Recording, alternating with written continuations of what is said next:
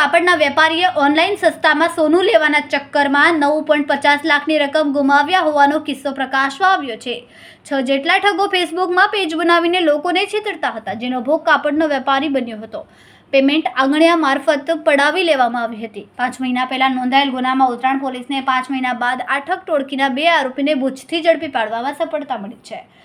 મળતી માહિતી અનુસાર સરથાણા યોગીચોક સહજાનંદ હાઇટ્સમાં રહેતા અને ઓનલાઈન કાપડનો ધંધો કરતા 25 વર્ષીય ધવલ જયસુખ વસોયાએ 23મી સપ્ટેમ્બર 2024 ફેસબુક પર 24 કેરેટ ગોલ્ડ નામનું પેજ ઓપન કર્યું હતું, જેમાં 100 ગ્રામ સોનાનો ભાવ 4.99 લાખ બતાવ્યો હતો, જે માર્કેટ કરતાં સસ્તામાં આપતા હતા. આથી વેપારીએ વોટ્સએપ કોલ કરીને સંપર્ક કર્યો હતો, જેમાં સામેવાળાએ રાજુ નામ આપ્યું અને માંડવી ગુજરાતી બોલું છું એમ કહ્યું હતું. પછી તેણે વેપારીને ઓછામાં ઓછું 200 ગ્રામ 9.50 લાખનું ખરીદી કરવું પડશે, જેમાં ટોકન તરીકે 20,000 પહેલાં આપવા પડશે તેમ જણાવ્યું હતું.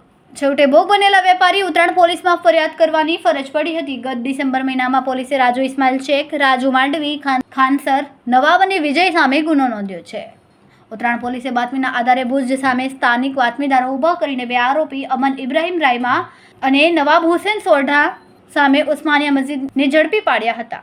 આરોપીની મોડસ ઓપરેટી એવી હતી કે આરોપીઓ ફેસબુક ફેક પેજ બનાવીને તેના ઉપર સસ્તા ભાવે સોનું અપાવવાના બહાને નકલી અધિકારી બનીને વિશ્વાસ કેળવીને આંગણિયા પેઢી તથા બોગસ બેંક ખાતામાં ઓનલાઈન રૂપિયા મેળવીને છેતરપિંડી કરવાની ટેવ ધરાવતા હતા.